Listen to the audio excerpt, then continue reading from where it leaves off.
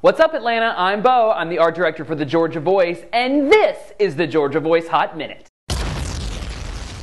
Because we're flaming! Well, two things came across my desk this week, and one of them pissed me off.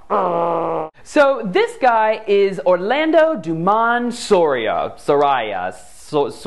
Sorry, I might be mispronouncing your name. He's a former fat kid, and he has a terrible relationship with his body. He says when he wakes up in the morning, he looks like Ursula from The Little Mermaid. He rolls over to see a boyfriend who looks like this, and he and his friends apparently share grapes and body oil for breakfast. He says, I, like many gays, have a terrible relationship with my body. You know why? Because I'm gay. Allow me to explain in list form.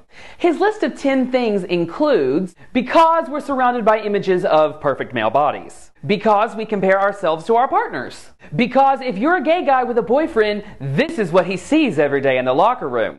Because gay people are more successful, which makes them more competitive with each other, which makes them more competitive about what their bodies look like. Because we're always running around with our shirts off. Because, as Brian Moylan at Gawker puts it, the one thing that keeps gay men in shape is fear of rejection. Because all our friends look like Ken dolls. Except with penises. Because we have nothing better to do.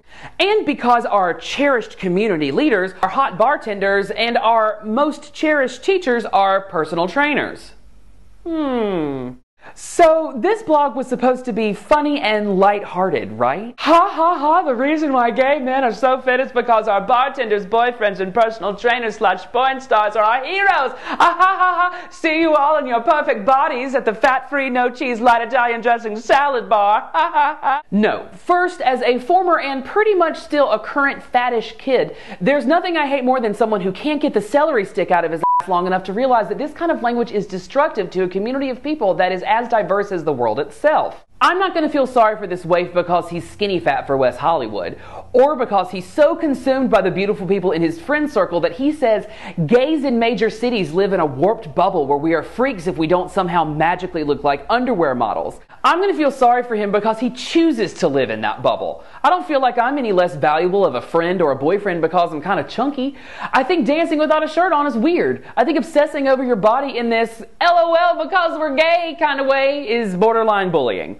What do you mean no one wants to be the apple that's a weird, ugly shape and lacks the ability to get a proper tan? Like I said, I'm sure this is supposed to be funny, but I'm probably not skinny enough to get it. I'm the weird, ugly shaped apple that can't get a tan, and I would much rather keep company with people who value intellect, humor, and diversity over who's still fitting into their size 32s. Not me.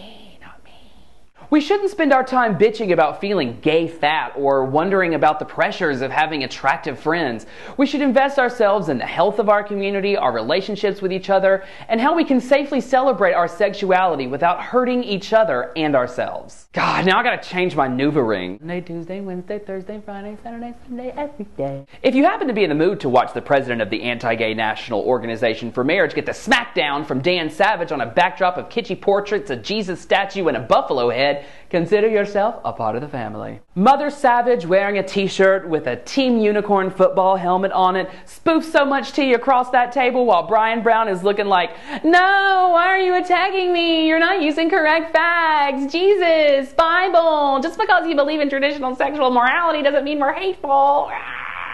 And then there's this amazing moment where Brown appears to foam at the mouth. We're surprised that we're removing the tax exemption from Ocean Grove Methodist Association because they won't allow a part of their property to be used for a civil union ceremony. We're surprised that the Knights of Columbus are now being fined for not allowing their halls to be used for same-sex marriages. Locally, well, not a whole lot is happening. British pop rocker Rita Ora will perform at Pride. Drag queen Coco Peru will be in town for Atlanta's Gay Out on Film Festival. She joins Jim Fall, the director of Trick, for a Q&A at Mix on October 11th. Side note, like many young gay men of my generation, Trick was the first gay movie I ever saw. I remember being so nervous when I went to rent it at my local Blockbuster back home in Milledgeville, Georgia. Watching it, loving it, and having my world crumble around me when I realized that relationships were so much harder than finding a place to get laid, and that people can get laid in the park or in bathrooms and bars. And thanks for tuning in to another week of the Georgia Voice Hot Minute. For more information on these stories and more, including photos of last Saturday's Rainbow Days at Six Flags, check out thegavoice.com. Holla!